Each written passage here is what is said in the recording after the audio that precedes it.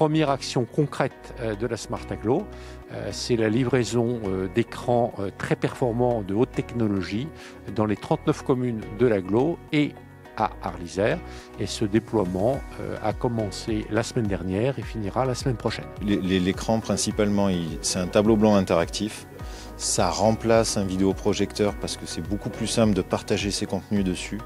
Et il y a en plus toute une série d'outils qui sont liés au web et tous ces outils vont fonctionner en symbiose. C'est-à-dire qu'on va pouvoir en même temps partager du contenu, l'annoter, le transmettre, l'enregistrer et de façon assez simple. On en a installé 6 hier, on en installe 4 aujourd'hui, on en installe 6 nouvelles demain.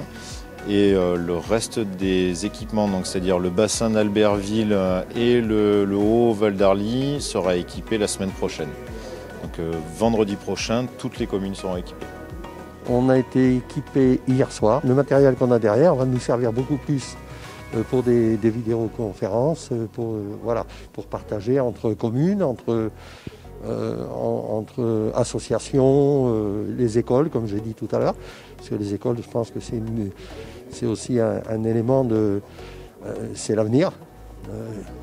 Donc il faut amener les gens à utiliser de plus en plus ces méthodes d'informatique.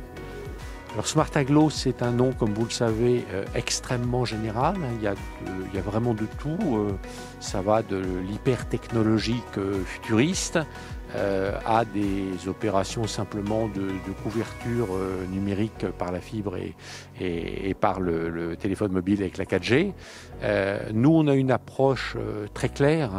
On veut une Smart Agglo simple, qui ne soit pas de la technologie pour la technologie, qui soit utilisable facilement pour les habitants du territoire et par ailleurs qui réponde à nos objectifs principaux en termes d'environnement.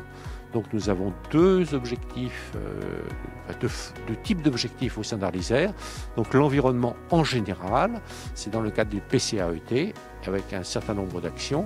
Et d'autre part, nous sommes un territoire à énergie positive et donc on a des objectifs de réduction de notre empreinte carbone très forte. La Smart Agglo doit répondre à ces deux objectifs.